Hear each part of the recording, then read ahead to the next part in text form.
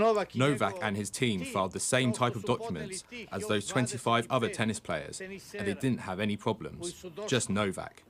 They wanted to humiliate him. They could have said, "Don't come, Novak," and that would have been okay. But no, they wanted to humiliate him, and they're still keeping him imprisoned. He's not in detention, he's in prison. They took all of his stuff, even his wallet. They left him with just a phone and no change of clothes, nowhere to wash his face. He's in prison. Our pride is a prisoner of these idiots. Shame on them. The whole free world, together with Serbia, should rise. This isn't a battle for Serbia and Novak. It's a battle for 7 or something billion people. For freedom of expression, free speech, freedom of behavior. Novak didn't break any laws, just as 7 billion people didn't break any laws. They want to subdue us and throw us all on our knees. It won't fly. Freedom, Novak. We're all with you.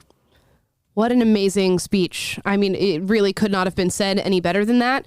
And it's got to be particularly emotional for a father to be advocating for his son in this way. And it is truly monstrous the way that he's being treated over there, and where it's not just, okay, you've showed up into our country without proof of vaccination for this Australian Open. Let's set you aside, because that goes against the guidelines and the law enforcement in this country. Let's set you aside in a room with all of your belongings, and as soon as we have a plane that will get you back to Serbia, we will set you on that plane. Instead, they've confiscated his belongings, except for his phone, not given him a change of clothes, not given him a place to shower and bathe, and detained him in what seemingly is a prison. How is this okay? Well, it's obviously not okay. I mean, they're making him a political prisoner. And I saw Nadal come out today, and he said that this is what Novak gets. It's like his own. Yeah. Do you see that? No. You saw that, Scott? Yeah. I mean, it's like, you would think that Nadal would come and support him, right? But also the other people in tennis. I mean, they hate Nadal, or they hate Djokovic. They don't have a lot of like for him. A lot of fans love Djokovic, but the fans are kind of cold toward him too. I don't know, but not as a lot of the people in tennis don't like Djokovic as much. He's kind of whatever. That's neither here nor there. But Nadal shouldn't have said that. He should have just kept his mouth shut and not said anything at all. Just goes to show you how deep the brainwashing goes. Where this is not a uniquely American problem; it's everywhere, or Australian for that matter. But even the European tennis players are like, this is what he has coming to him. That's pretty wild. No, it's terrible. Because it's like no sense of support, and it's also like, if you are competing in a game or a championship or something like that, don't you want the best to play against you? Like if you're Nadal, wouldn't you want to say, like, I want the best to come? He should be allowed in so I can play against him. He's going to infect you from the baseline on the opposite side of the court that's like 40 feet away from Well, if you touch the ball and then you serve it and you hit it and then it like... Because it spreads by contact, right? Yeah, exactly. Right, it's really terrible. So... No, but it makes no sense. Tennis should be this one sport where they don't care, by the way. Or like swimming. To be fair, Djokovic, or the Australian Tennis Association allowed Djokovic to come. It's the Australian government that's keeping him in, like detaining him. Right, and there was a female tennis star too. I can't remember her name. I don't remember her name either. I sent it to myself on Twitter. I'll go back and check. But those same type of deal that's being held in this exact same place, in the same quarantine hotel as Djokovic is. I think Scott knows. It was a Czech female player. I forget her name. Right? Yeah, a Czech female player. Yeah, that's what I'm saying. That was Can you check on that for us? Can you Czechoslovakia on that for us? Not even a country anymore, but that's okay, Will. Whatever. Czech Republic.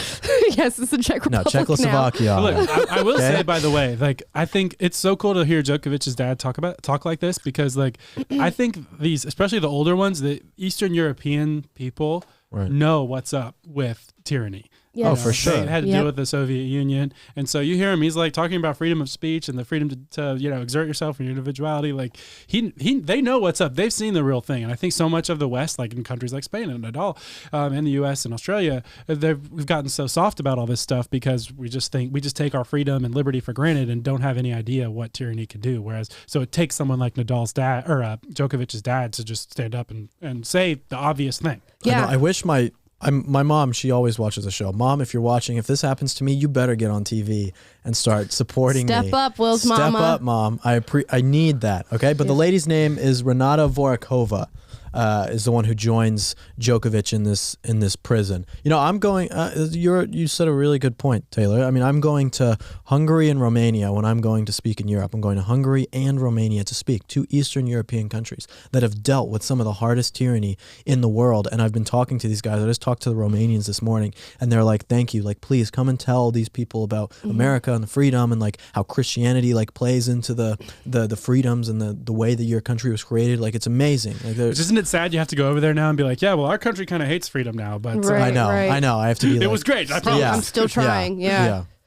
Yeah, it's it's upsetting, and they're clearly trying to make an example of Novak in doing this, and to sort of set the stage for what Australia has now become as a country in regard to their COVID-19 regulations and mandates. And what I think is a really important thing that the father said in this particular speech is that it's not just about Australia. He said this is about the freedom of not just the people living in the country, not just his son Novak, but also of the 7 billion plus people who are now living on the earth. It's about all of us, and it should be a connected fight. And so often we look at what's happening in other countries and go, well, that's just happening over there. Well, boo-hoo, poor them. But it is really a united fight, and we all live in our different spheres of influence, and we influence each other, and we work together, and we look at what's happening in other countries, and we get inspiration from that. So it won't be surprising to see that happen in Western and Eastern Europe, and then see it happen over here. So we should always keep our eye on that and be fighting the same fights that people are fighting, across the pond.